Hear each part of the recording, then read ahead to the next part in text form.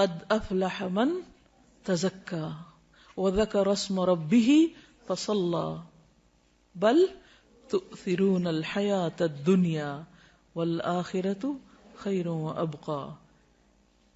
دنیا کے سارے غم اور پریشانیاں یہی رہ جائیں گے. اصل فکر بس آخرت کی لگا لے. ایک فکر ہر فکر سے بے نیاز کر دے گی, ہر فکر کو کاٹ دے گی, اور وہ فکر آخرت ہے. تقوی میں, اللہ کے ڈر میں دنیا اور آخرت کی ساری مشکلات کا حل ہے. اللہ کا وعدہ ہے, اللہ نے اہل کتاب سے وعدہ کیا تھا کہ اگر وہ اپنی کتاب کو قائم کرتے, اس پر عمل کرتے, تو لَأَكَلُوا مِن فَوْقِهِمْ وَمِن تَحْتِ أَرْجُلِهِمْ, آسمان سے بھی رزق برستا, پاؤں کے نیچے سے بھی نکلتا. رزق کی تنگی فراوانی یہ سب بھی اللہ کے ڈر کے ساتھ. اللہ سے ڈرنے والے بن جائیں, گناہوں سے بچیں, ساری مشکلات آسان ہو جائیں گی. لیکن یہ نقطہ ہمیں سمجھ میں نہیں آتا. انسان کے رزق میں رکاوٹ اس کے اپنے گناہوں کی وجہ سے ہوتی, انسان پہ حالات کی تنگی اس کے اپنے گناہوں کی وجہ سے ہوتی ہے. تو ہم سب کو نحوستیں باہر سے نہیں اندر سے دیکھنی چاہیے. سب سے بڑی نحوست گناہوں کی نحوست ہے, اللہ کی نافرمانی کی نحوست ہے. جس جگہ پر نماز نہ پڑھی جائے وہ جگہ منحوس ہو جاتی. تو یہ دیکھیں کہ کہاں گناہ ہو رہے ہیں. اگر ہمارے گھروں میں ہر وقت میوزک بج رہا ہے, اور رحمت کے فرشتے کہاں سے آئیں گے؟ ہر طرف تصویریں لٹک رہی, رحمت کے فرشتے کہاں سے آئیں گے؟ خیر و بھلائی کہاں سے ہوگی؟ اگر رشوت کا مال آ رہا ہے, سود کا مال آ رہا ہے, حرام مال آ رہا ہے, کسی یتیم کی غصب کی زمین پہ گھر بنا کے رہ رہے ہیں, رحمتیں کہاں سے برسیں گی؟ نحوست تو یہ ہے, ان خرابیوں کی نحوست ہے, ان حرام کاریوں کی نحوست ہے جس کو ہم نہیں سمجھ پاتے, اور ہم بلیم کرتے ہیں دوسروں کو. اس نے نظر لگا دی, اس کا قدم ایسا پڑ گیا, فلاں کی وجہ سے مصیبت آ گئی. مصیبتیں اندر سے اٹھتی ہیں, ان کی فکر کرنے کی ضرورت ہے. ہر گندگی کو اپنے اندر سے نکالنے کی ضرورت ہے, چاہے وہ شرک کی گندگی ہو, جو قرآن مجید میں آتا ہے نا, فَاجْتَنِبُوا الرِّجْسَ مِنَ الْأَوْثَانِ, بتوں کی گندگی سے بچو. اگر گھر میں بت رکھے ہوئے ہم نے تو نحوست تو آئے گی, رحمت کہاں سے آئے گی؟ تو عربوں کے ہاں عموماً جب فال لیتے تھے تو پرندوں سے لیتے تھے. تو ایسا شخص جو برا شگون لے, اس کے بارے میں آپ نے فرمایا, من ردت الطیرۃ من حاجۃ فقد اشرک. قالوا یا رسول اللہ ما کفارۃ ذلک؟ قال ان یقول احدهم اللهم لا طیر الا طیرک ولا خیر الا خیرک ولا الہ غیرک. جو شخص کسی سے بدفعلی پکڑ کر اپنے مقصد سے لوٹ آیا, اس نے شرک کیا. صحابہ کرام نے پوچھا, اللہ کے رسول صلی اللہ علیہ وسلم اس کا کفارہ کیا ہوگا؟ فرمایا, وہ کہے, اے اللہ, تیری دی ہوئی بھلائی کے سوا کوئی بھلائی نہیں, اور تیری فال کے سوا کوئی فال نہیں, اور تیرے علاوہ کوئی معبود نہیں. اب یہ شرک کیسے ہوتا ہے؟ مثال کے طور پر ایک شخص گھر سے نکلا, کالی بلی راستہ کاٹ گئی, تو اس نے اسے منحوس سمجھا اور وہ گھر واپس آ گیا, کام کے لیے گیا ہی نہیں. تو میں نے کالی بلی دیکھ لی تھی, وہ آگے سے گزر گئی تھی, تو میں نے سوچا کہ اب میرا کام ہوگا نہیں, اس لیے میں واپس آ گیا. یہ شرک ہے, یہ شرک ہے. اور یہ اس قسم کا شرک ہے کہ جس کو ہمارے معاشرے میں کھیل مذاق کے طور پہ لیا جاتا ہے, ان کو برا بھی نہیں سمجھتا. لوگ ایک دوسرے کے سامنے ایسی باتیں کھلے عام مجلسوں میں کر رہے ہوتے ہیں, اور کوئی کسی کو روکتا ہی نہیں ہے, اور کوئی احساس بھی نہیں کرتا کہ وہ کس قسم کا جملہ بول رہا ہے. بظاہر یہ ایک معمولی سی بات ہے, مگر حقیقت میں یہ شرک ہے, کیونکہ کسی بھی شخص کا نفع یا نقصان بلی کے ہاتھ میں نہیں. اکثر ایسا ہوتا ہے کہ اپنی لاپرواہی کی وجہ سے کوئی کام خراب ہو جاتا ہے, اور شیطان ہمیں سجاتا ہے کہ یہ ساری خرابی فلاں کی وجہ سے ہوئی, ہم اس کو بلیم کرنے لگتے ہیں. آج صبح صبح اس کا منہ دیکھ لیا تھا, اس لیے فلاں اور فلاں کام خراب ہو گیا. یہ جملہ بھی نہیں بولنا چاہیے. اسی طرح آنکھ پھڑکنے سے خوف زدہ ہو جانا, یہ ہاتھ میں کھجلی ہونے سے امید لگا بیٹھنا کہ آج مال ملے گا, یہ جوتے پہ جوتا آ گیا تو سفر پیش آئے گا. رنگوں سے شگون لینا بھی ہمارے معاشرے میں عام ہے. مثلا سیاہ رنگ نہ پہننا کہ بیمار پڑ جائیں گے. ہمارے خاندان میں سیاہ رنگ جو ہے وہ ایسے اور ایسے اثرات رکھتا ہے, اس قسم کی باتیں کرتے ہیں لوگ, یہ رنگ ہمیں سوٹ نہیں کرتا. یا یہ کہ احترام کے منافی کیونکہ خانہ کعبہ کا غلاف کالا ہے, سب جوتا نہ پہننا کہ بے ادبی ہوگی کیونکہ گنبد کا رنگ سبز ہے. تو یہ خود ساختہ طور پر کچھ چیزوں کو حلال یا حرام کر لینا ہے, اس کی بھی ہمیں اجازت نہیں ہے. یعنی اپنے طور پر جو تمہاری زبانیں جھوٹ گھڑتی ہیں کہ یہ حلال ہے یہ حرام ہے، ایسا مت کہو، اس کی اجازت نہیں ہے۔ یہ سب وسوسے اور توہمات ہیں جن کی حقیقت اس کے سوا کچھ نہیں کہ شیطان انسان کو شرک میں مبتلا کر کے اس کے اعمال ضائع کروائے۔ یہ سب شیطانی حربے ہیں۔ یہ توہمات اور بدشگونیاں انسان کو اندر سے کمزور کر دیتی ہیں۔ انسان پر کون سا کام کر پائے گا کہ اگر ہر چیز کے ساتھ اس نے کوئی نہ کوئی فکر باندھی ہوئی یا کوئی وہم کرتا ہے۔ اس کے برعکس اللہ کی ذات پر ایمان اور توکل انسان کو جرت، بہادری اور اعتماد دیتا ہے، اسے جینے کا ڈھنگ سکھاتا ہے۔ چنانچہ ایسے کسی بھی خیال کو دل سے نکال کر اللہ پر توکل کرتے ہوئے اپنا کام جاری رکھنا چاہیے۔ عبداللہ بن مسعود سے روایت ہے کہ رسول اللہ صلی اللہ علیہ وسلم نے فرمایا الطیرۃ شرکن الطیرۃ شرکن ثلاثا، یعنی 3 بار فرمایا، وما منا الا ولکن اللہ یذہبہ بالتوکل، بدشگونی شرک ہے، بدشگونی شرک ہے، 3 بار کہا، اور ہم میں سے کوئی ایسا نہیں مگر اسے وہم ہو جاتا ہے، لیکن اللہ تعالیٰ توکل کی وجہ سے اسے دور کر دیتے ہیں۔ یعنی ہر ایک کے دل میں وہم تو آتے ہی ہیں، آتے ہیں نا، لیکن جب انسان اللہ پہ توکل کرتا ہے تو وہم دور ہو جاتے ہیں، اور یہ ہونے چاہیے، ورنہ تو انسان کچھ کرنے کے قابل ہی نہ رہے۔ ہر چیز کے ساتھ رسک انوالو ہے۔ اس روز جب میں نے وہ حدیث پڑھی نا کہ جو شخص کبر کی وجہ سے اپنے چادر لٹکاتا ہے، تو ایک شخص ایسا کر رہا تھا، اللہ نے اس کو دھنسا دیا اور زمین میں قیامت تک دھنسایا جاتا رہے گا۔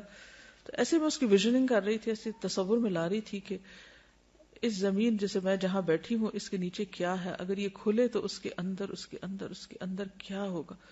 تو ایک دم میں کانپ اٹھی، تو میں نے سوچا کہ ہم کتنی خطرناک جگہ پہ بیٹھے ہوئے ہیں۔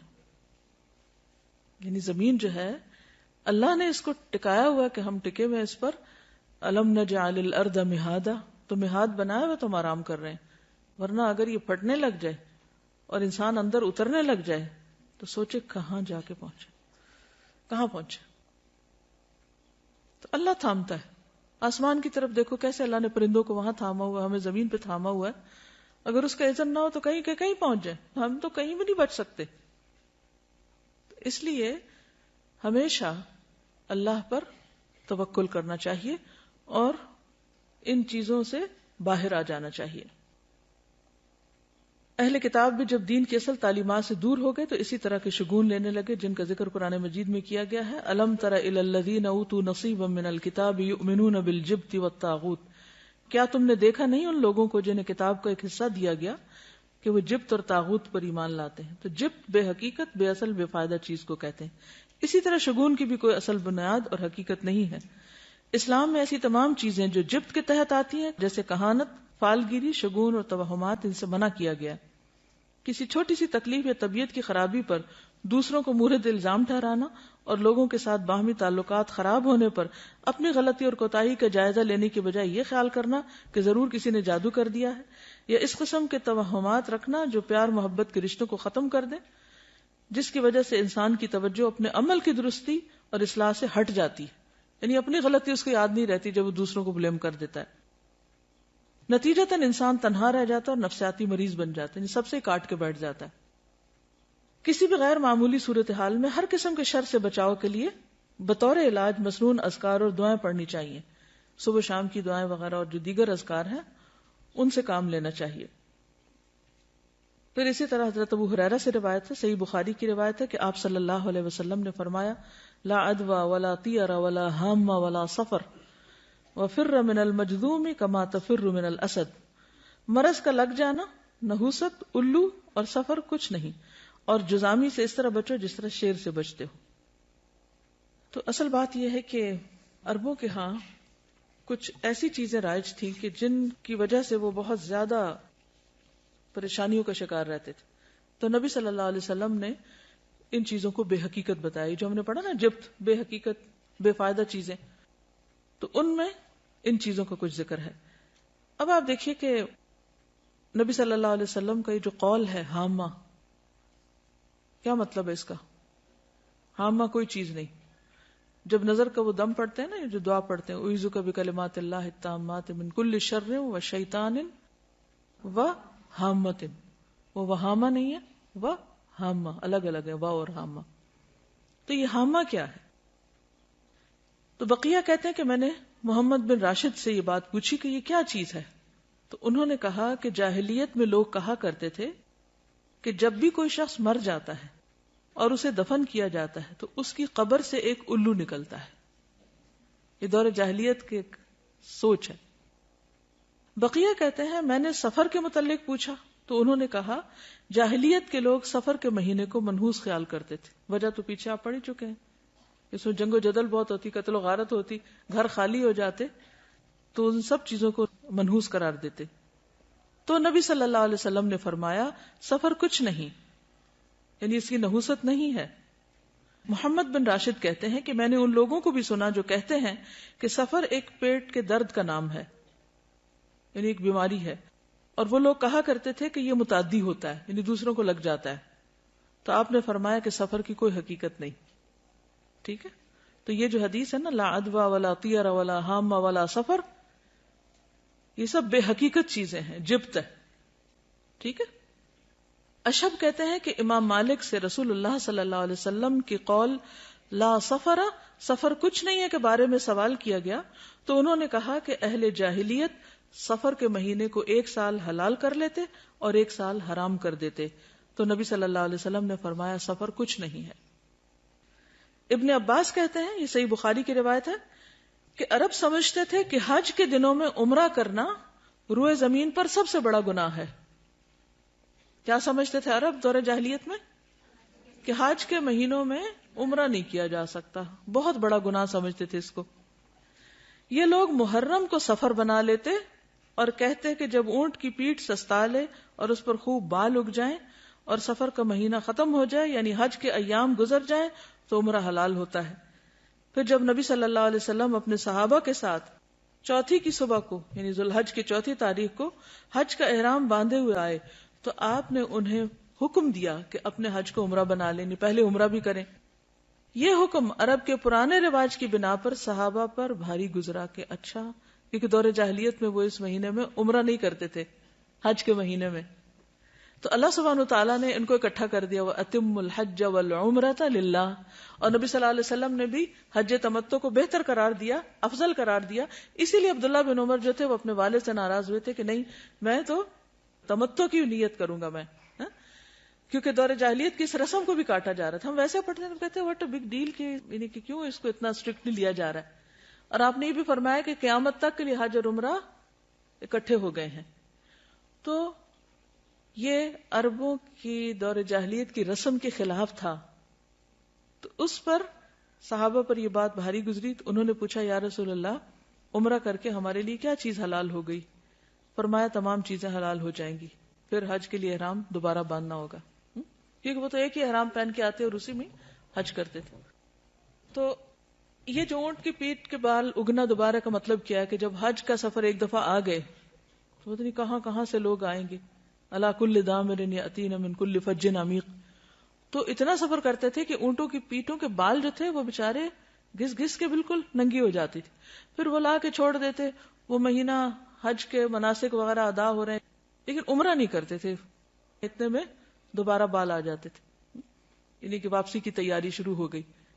تو کبھی وہ محرم کو سفر بنا لیتے کہ یہ تو حج کا مہینہ نہیں ہے اس لیے اس میں ہم عمرہ کر لیتے ہیں, اور پھر جو اصل سفر ہوتا اس کو محرم قرار دے دیتے. اس کو قرآن مجید میں کیا کہا گیا؟ سورۃ التوبہ آیت 37, انما النسیء زیادۃ فی الکفر. نسی کیا ہوتا تھا؟ مہینوں کا عدل بدل. یضل بہ الذین کفروا, اہل کفر اس سے گمراہ کیے جاتے, یعنی کرنے والے تو چند ایک ہوتے, باقی سب کو بھی مس لیڈ کرتے. یحلونہ عاما ویحرمونہ عاما, کسی مہینے کو 1 سال حلال کر لیتے اور اگلے سال اسی کو حرام قرار دے دیتے. تو عموماً حرام مہینے کو اپنی مرضی کرنے کے لیے حلال کر لیا کرتے تھے, اور اس کی ضرورت کیوں پیش آتی؟ تاکہ وہ جو دور جاہلیت کے توہمات اور غلط رسمیں تھیں ان کو پورا کر سکیں. لیواطئوا عدۃ ما حرم اللہ, تاکہ گنتی پوری کریں جو اللہ نے حرام قرار دیا. فیحلوا ما حرم اللہ, تو صرف اس گنتی پوری کرنے کے لیے اللہ کی حرام کردہ چیز کو اپنے ہاتھ میں لے کر اس کو حلال کر دیتے. زین لہم سوء اعمالہم, ان کے اعمال ان کے لیے خوبصورت بنا دیے گئے. واللہ لا یہدی القوم الکافرین, اللہ کافر قوم کو ہدایت نہیں دیتا. تو سفر جو ہے اس کی کوئی حقیقت نہیں. اور کس چیز کی حقیقت نہیں؟ حامہ کی نہیں. ٹھیک ہے، حامہ کیا ہے؟ الو، ٹھیک، جو قبر سے نکلتا ہے.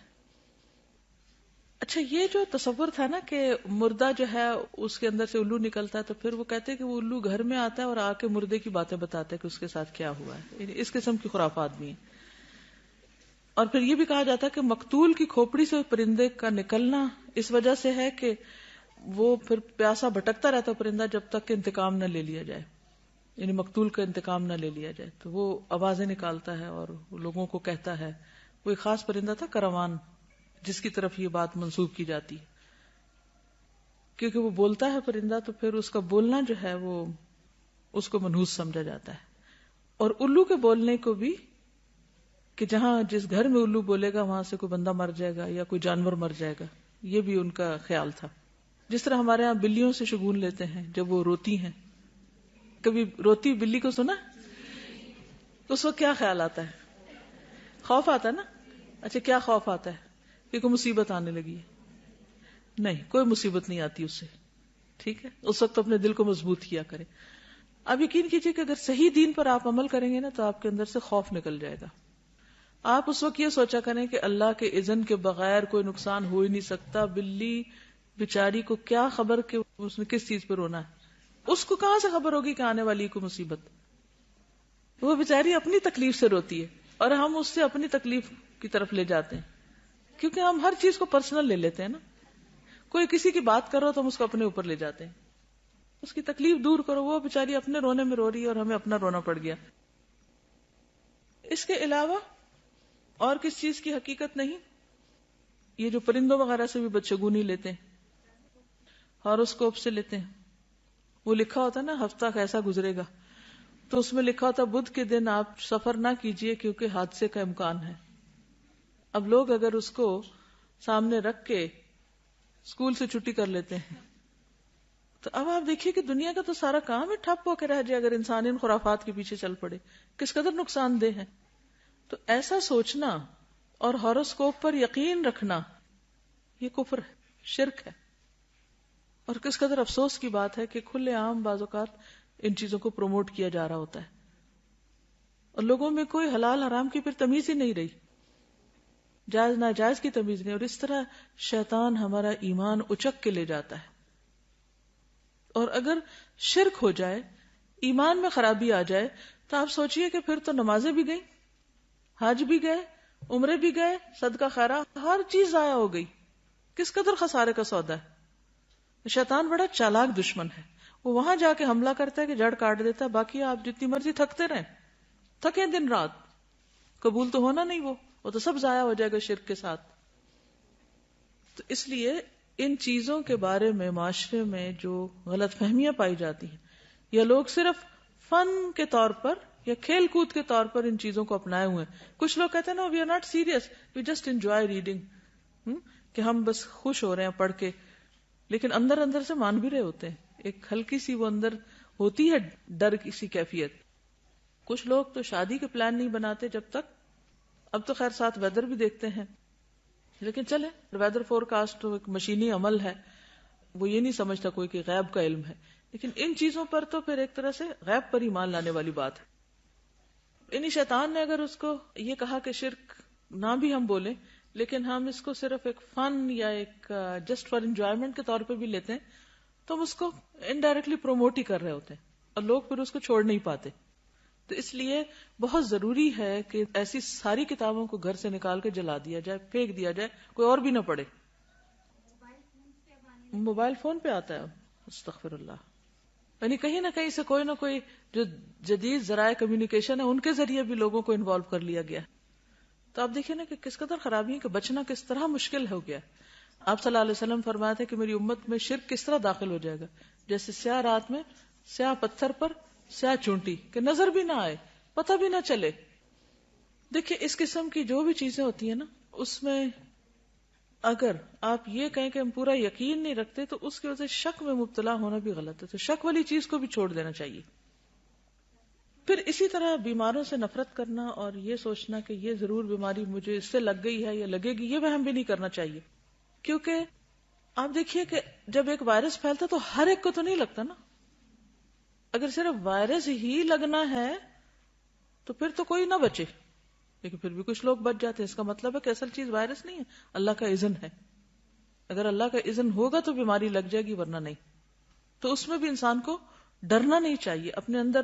وہ اگر کیفیت شیطان ڈالے بھی دل میں کہا ہے اس سے تمہیں لگ جائے گا، تو اس پہ کنٹرول کرنا چاہیے، احتیاط کرنی چاہیے. کیونکہ حدیث کے آخر میں ہے نا وَفِرَّ مِنَ الْمَجْذُومِ كَمَا تَفِرُّ مِنَ الْأَسَدِ، اور جزامی سے اس طرح بچو جیسے شیر سے بچتے. نہیں جان بوجھ کے آپ وہاں ہاتھ نہیں ڈالیں، لیکن اگر کسی کو لگ جائے تو یہ نہ سمجھے کہ اس چیز کے اندر یہ طاقت تھی تو اس سے مجھے لگ گئی ہے.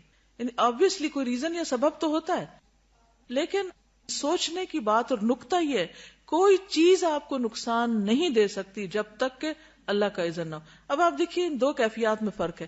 ایک یہ کہ کسی بھی چیز کو دیکھ کے آپ ڈر جائیں کہ ہائے ہائے یہ بس اب یہ تو اٹیک ہوا مجھ پہ، اور دوسرا یہ ہے کہ آپ کہیں کہ جی نہیں ہو سکتا جب تک اللہ نہ چاہے، تو مجھے ڈرنے کی ضرورت نہیں. ہاں احتیاط ضروری ہے.